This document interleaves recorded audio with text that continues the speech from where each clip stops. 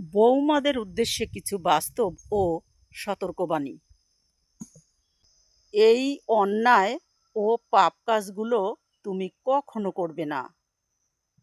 তোমার স্বামী তোমার শ্বশুর শাশুড়ির আদরের সন্তান। তাদের কাছ থেকে তাদের সন্তানকে দূরে সরিয়ে রাখবে না। তাহলে সবচেয়ে বড় অন্যায় এবং পাপের কাজটি তুমি করবে।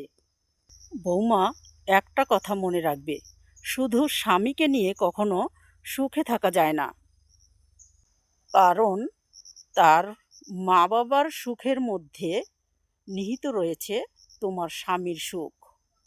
তাই তোমার আল্লাহকে ভয় করো এবং নিজের মনটাকে সরল ও পরিষ্কার রাখো। স্বামী ও শ্বশুর শাশুড়ির সঙ্গে মুখে মুখে তর্ক করা এবং মিথ্যা কথা বলা ছেড়ে দাও। তা না হলে সারা জীবনের জন্য পস্তাবে। তাই নিজেকে শুধরাও এবং সংসারটাকে বাঁচাও। তোমাদের দাম্পত্য জীবন সুখের হোক, এই কামনায়। আল্লাহ হাফেজ।